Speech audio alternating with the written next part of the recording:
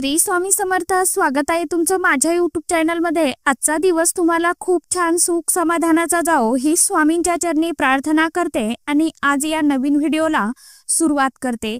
तर बघा, सोमवती अमावस्येचा दिवस हा अतिशय अनमोल मानला जातो।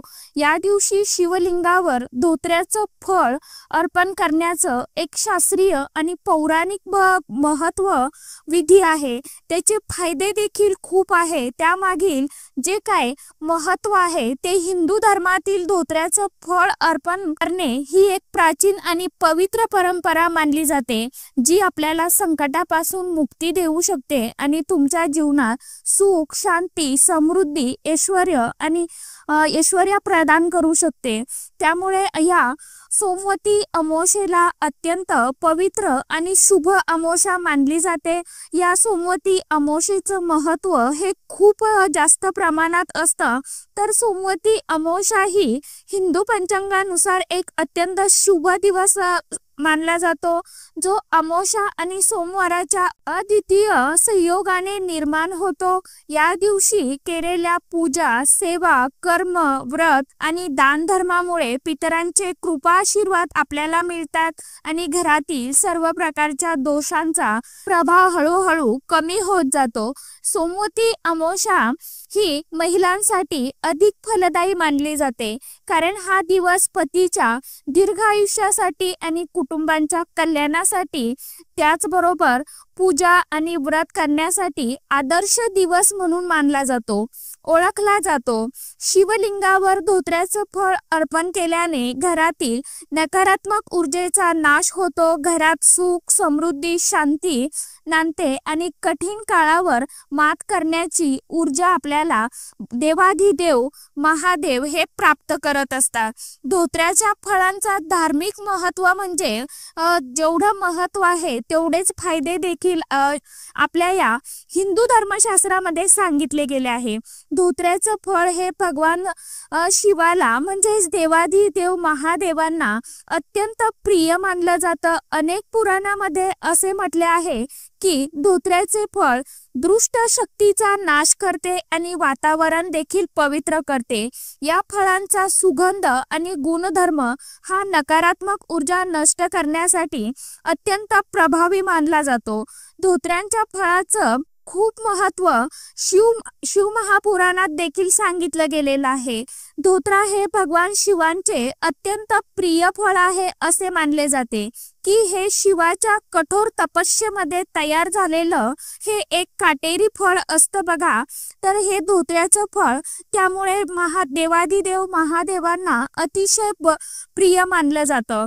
पुराण कथानुसार भगवान शिवाने दैत्यांपासून पृथ्वीचे रक्षण करण्यासाठी धोत्र्याच्या फळांचा उपयोग केला होता। त्यामुळे या फळांचा शिवलिंगावरती प्रचंड धार्मिक संबंध आहे। तसेच दारिद्र्याचा नाश करण्यासाठी शिवलिंगावर धोत्र्याचं फळ अर्पण केल्याने आपल्या जी काय आर्थिक समस्या आहे ती नक्कीच दूर होते। उपाय करून बघा आणि उपाय कशा पद्धतीने करायचा आहे तेही आपण आजच्या व्हिडिओमध्ये बघणार आहोत। त्याचबरोबर जर तुम्हाला तुमच्या कुंडलीतील शनी, राहू किंवा केतू अशुभ परिणामांचा सामना करावा लागत असेल तर हा उपाय अत्यंत खूप प्रभावी मानला जातो। त्यामुळे पितृदोषांचं निवारण होतं, पितरांच्या आत्म्याला शांती मिळते आणि त्यांच्या आशीर्वादानं आपल्या कुटुंबातील जी काही आर्थिक संकटे आहे, अडीअडचणी आहेत, दुःख आहेत किंवा नजरबाधा आहे तर त्या दूर होतात। त्याचबरोबर आरोग्य लाभ देखील आपल्याला शिवलिंगावर हे धोत्र्याचं फळ अर्पण केल्याने मिळत असतात। आरोग्यदायी चैतन्य निर्माण होतं आणि शरीर मनाला एक शांती प्राप्त होते। शिवलिंगावर धोत्र्याचं फळ अर्पण कसं करावं, उपाय कशा पद्धतीने करावा, हे फळ आपल्याला कोणत्या वेळेमध्ये अर्पण करायचं आहे, कोणता मंत्र आपल्याला म्हणायचा आहे, याविषयीची संपूर्ण माहिती मी आजच्या या नवीन व्हिडिओमध्ये तुमच्या बरोबर शेअर करणार आहे। त्यामुळे व्हिडिओ कुठेही स्किप न करता शेवटपर्यंत नक्की बघा। चॅनलवरती तुम्ही जर हा व्हिडिओ पहिल्यांदा बघत असाल तर चॅनलला नक्कीच सबस्क्राईब करा आणि असेच नवनवीन माहितीपूर्ण व्हिडिओ बघण्यासाठी समोरील बेल आयकॉनलाही प्रेस करा। तर आपल्याला सर्वात अमावस्येच्या दिवशी लवकर उठायचं असतं। सोमवती अमावस्येच्या दिवशी पहाटे 4 ते 5 वाजेच्या सुमारास आपल्याला म्हणजे ब्रह्ममुहूर्तावरती उठायचं आहे। हे अत्यंत खूप शुभ मानलं जातं। शारीरिक आणि मानसिक शुद्धतेसाठी स्नान करून स्वच्छपणे आपल्याला तयार व्हायचं आहे।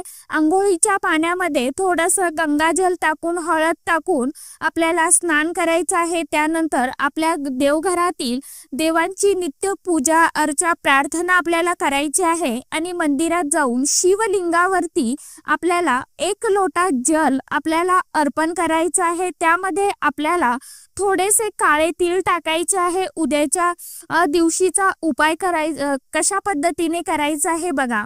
आपल्याला शक्यतो आपल्याला उद्याच्या दिवशी तुमच्या इथे जिथे कुठे महादेवाचं मंदिर असेल शिवलिंग असेल तिथे तुम्हाला अनवाणी पावलांनी जायचं आहे। अनवाणी पावलांनी म्हणजे बिना चप्पलचं आपल्याला त्या मंदिरामध्ये जायचं आहे। आणि आपल्याला जाताना आता कोणतं साहित्य आपल्याला उपाय करण्यासाठी लागणार आहे बघा। 1 लोटा भरून पाणी आपल्याला स्वच्छ ताजं पाणी घ्यायचं आहे। त्यामध्ये थोडेसे चिमूटभर काळे तीळ टाकायचे आहे। 1 चमचाभर गंगाजल टाकायचं आहे।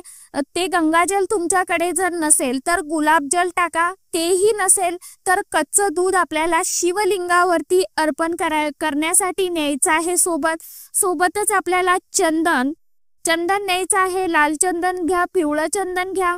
त्याचबरोबर भस्म आपल्याला महादेवांना न्यायचं आहे। अष्टगंध न्यायचा आहे।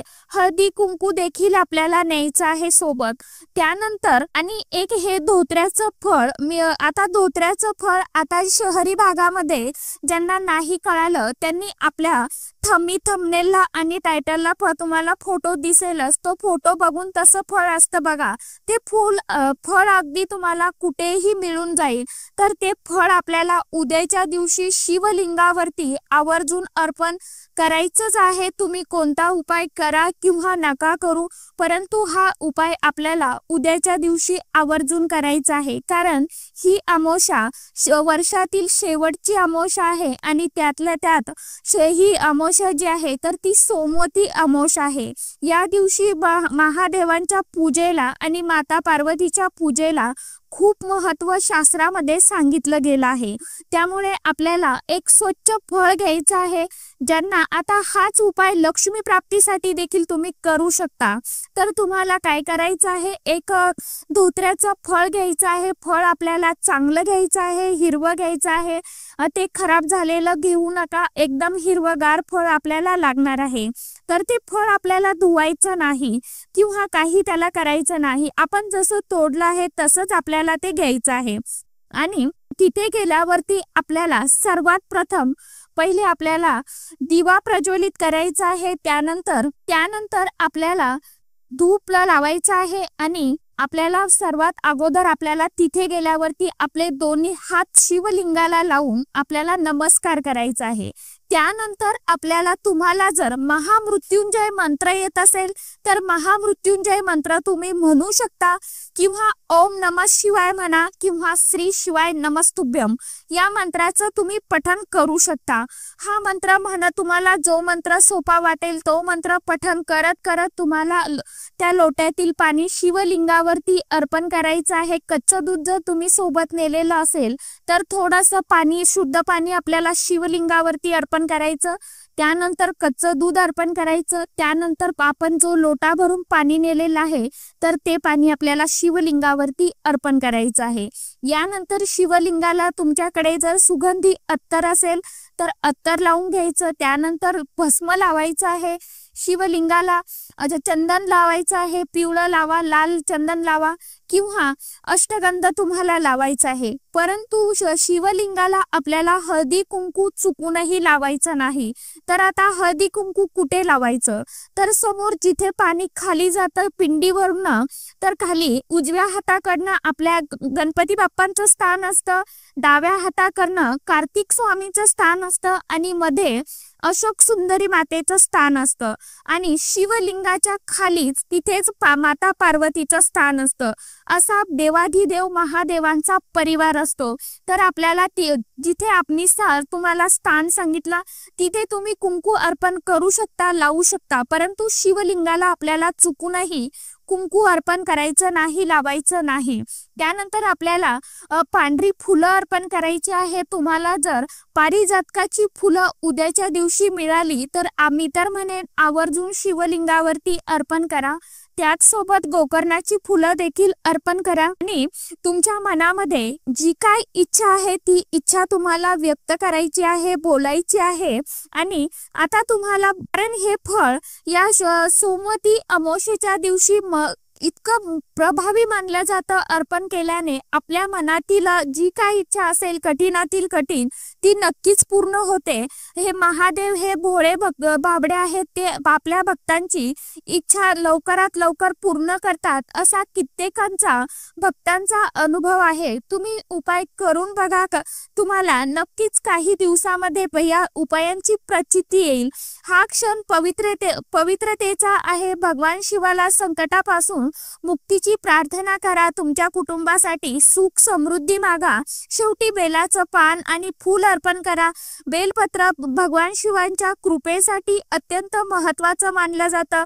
धोत्र्याच्या फळासोबतच तुम्हाला आपण आता जेव्हा ते धोत्र्याचं फळ शिवलिंगावरती अर्पण करणार आहोत तर आपल्याला ते नुसतं अर्पण करायचं नाही, त्यावरती आपल्याला गुलाल टाकायचा आहे किंवा अखंड अक्षता आपल्याला पांढऱ्या तांदूळ आपल्याला त्यावरती अर्पण करायचे आहे। आपली पूजा झाल्याच्या नंतर हळदी कुंकू टाकायचं नाही, तर गुलाल किंवा भस्म तुम्ही टाकू शकता किंवा अखंड तांदूळ आपल्याला त्यावरती टाकायचा आहे।